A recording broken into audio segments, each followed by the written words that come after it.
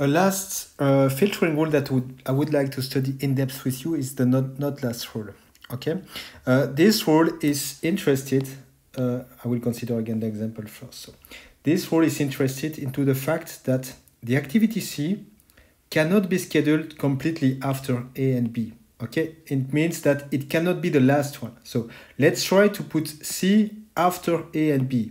So probably we'll put B somewhere here. Okay, and so you would 1, 2, 3, 4, 5. So you would put B here, and then you will try to put C, and you realize that it's impossible to put C. Okay, impossible. It doesn't work, and so C cannot be the last one. This is why it says not last. And since C cannot be the last one, what you would do is that it needs to be at least one activity before the last one. And so you will consider B being the last one, A being the last one. So if A was the last one, you would put it there.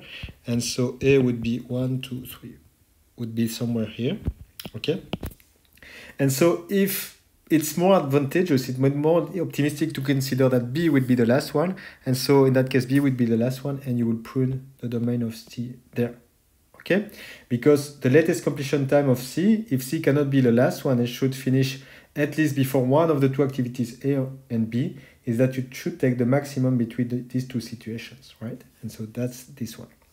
And we would like to do that very efficiently. And this is the formal rule that we will do. So the activity I cannot be the last one if this situation is detected. Okay?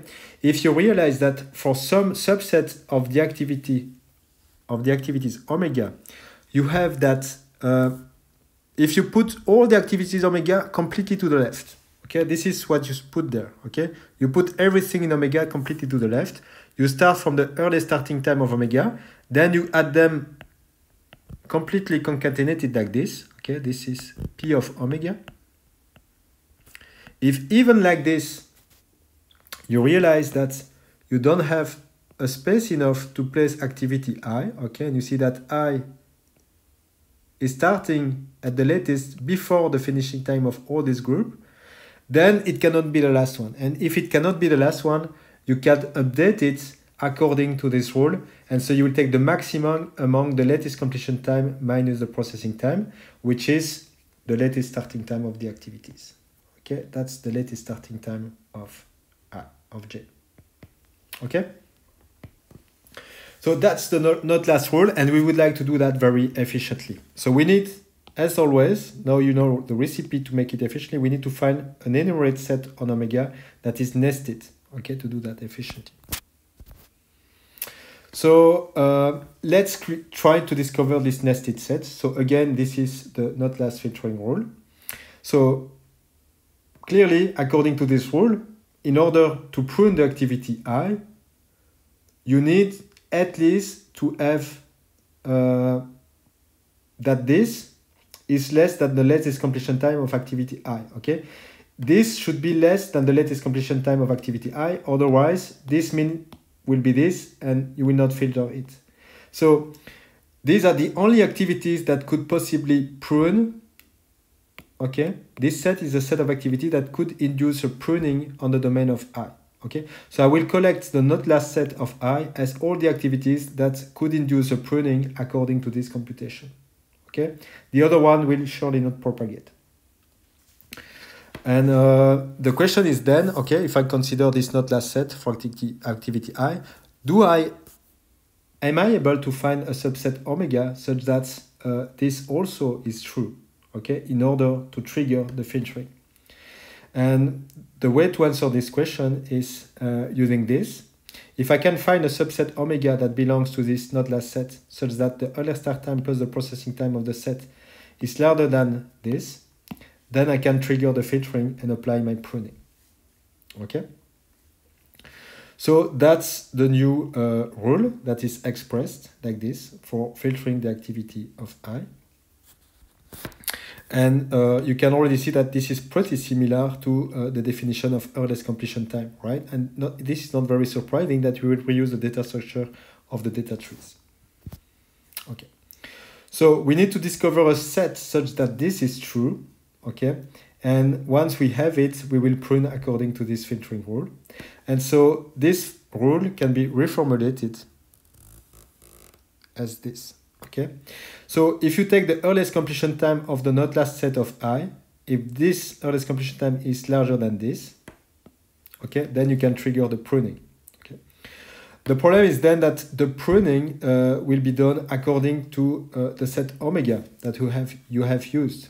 And we don't want to use the enumeration of all the subsets omega. So instead we will take advantage of the fact that this is a relaxation, okay? So if you take a subset here of the activity, the maximum of this subset can only be larger, okay?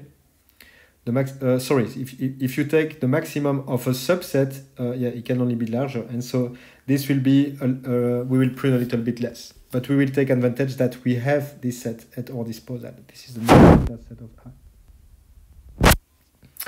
Okay, and so that's the weaker filtering rule that we will use in practice. We will say if the earliest completion time of the not last set of I is exceeding LCT of I minus Pi, then I will prune the latest completion time of I according to the maximum of these values, and these are all the activities in the not last set. Okay. Again, this can be a little bit weaker than the real not last rule, but the final fixed points will be exactly the same. Okay, and we can prove that, although it's a little bit out of scope of this introduction lecture.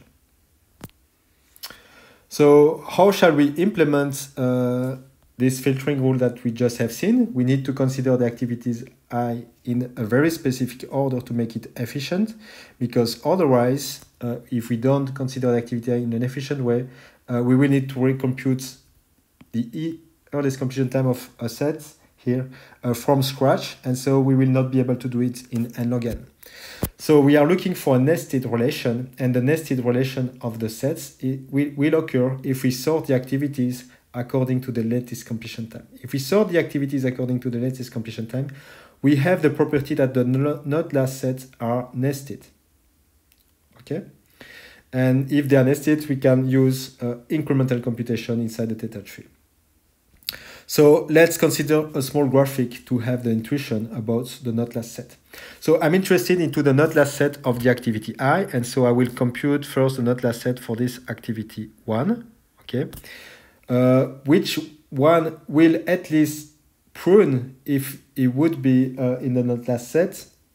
Well, only this one, only the activity A could induce a pruning of this interval, okay? Only the activity A could induce a pruning, and so only A can be part of it. So if I have sorted the activities like this, you see that the set will be nested. So first I add this one, then I consider the activity 2, which is the next one according to this order, and I can only add to the not last set, I will add B and C. Okay? Then the next one will be this one, and I will add C. And so again, the not last set, if you consider the activities according to this order, will be nested. And so the global filtering algorithm will be pretty similar to what we have seen for the detectable precedences. That's the complete pseudocode. I will use again two different sorting of the activities. I will sort increasingly the activities according to this key and according to this key, as I have shown on the picture before. And I will iterate over the sorting according to the latest completion time first. Okay? And as long as I find something to add to the not last set, I will add it. Okay? And so at the end, I have computed all the activities in the not last set of the activity I. Okay? How many times will I add something? Overall, I will add it at most n times. N times I will insert an activity I. And this loop will execute exactly n times. And so overall total computation will be n log n. Okay? And this is the check that you will do. You will check is the earliest completion time of the not last set. Okay, that's the earliest completion time of the not last set. If the earliest completion time of the not last set here is exceeding, and you detect that the activity I cannot be scheduled last after all the activities in the not last set, then you will take the minimum of these two values. So that's the latest completion time minus the processing time of J. okay? And you store it in a temporary variable that can only be decreased, okay? And after that, you store it. After that, you do the update, okay? You do the final update of all the activities. So that's the not last algorithm. Again, the total execution time of this algorithm is n log n for two reasons. First reason is that you have sorted all the activities, so that's already n log n. Then you have a loop that you iterate n times, and n times you will add something that will require log n. So you have at least three reasons to be n log n for this, n log n for this, and again plus n log n for this global loop.